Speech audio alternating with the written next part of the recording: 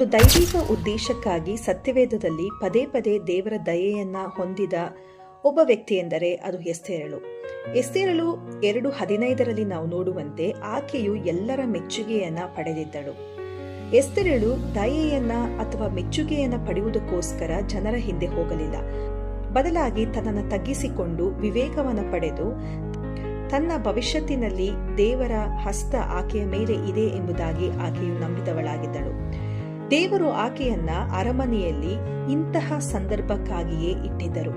ಆಕೆಯ ಜನರು ನಾಶನದಲ್ಲಿದ್ದಾರೆಂಬುದಾಗಿ ತನಗೆ ತಿಳಿದು ಬಂದಾಗ ಧೈರ್ಯದಿಂದ ಮುನ್ನುಗ್ಗಿ ನಾನು ಸತ್ತರೆ ಸಾಯುತ್ತೇನೆ ಎಂಬುದಾಗಿ ಘೋಷಿಸಿದಳು. ಈ ಒಂದು ದೈವಿಕ ಉದ್ದೇಶವನ್ನ ಆಕೆ ಸ್ವೀಕರಿಸಿದ್ದರಿಂದ ತನ್ನ ಇಡೀ ಜನಾಂಗವನ್ನ ಆಕೆ ರಕ್ಷಿಸಿದಳು. ದೇವರ ಒಂದು ದಯೆಯು ನಮಗೆ ಸ್ಥಾನಮಾನಗಳನ್ನು ಕೊಡುವುದಕ್ಕಾಗಿ ಸಿಗುವುದಿಲ್ಲ, ಬದಲಾಗಿ ಸೇವೆ ಮಾಡುವುದಕ್ಕೋಸ್ಕರ ಸಿಗುವಂತದಾಗಿದೆ.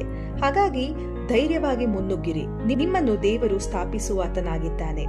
ಎಸ್ತೇರಳ ಹಾಗೆ ತಗ್ಗಿಸಿಕೊಂಡು ವಿವೇಕವನ್ನು ಪಡೆಯುವುದಾದರೆ ದೇವರು ನಮ್ಮ ಮುಂದೆ ತೆರೆದ ಬಾಗಿಲನ್ನು ಇಡುತ್ತಾನೆ, ಅದನ್ನು ಯಾರೂ ಸಹ ಮುಚ್ಚುವುದಿಲ್ಲ.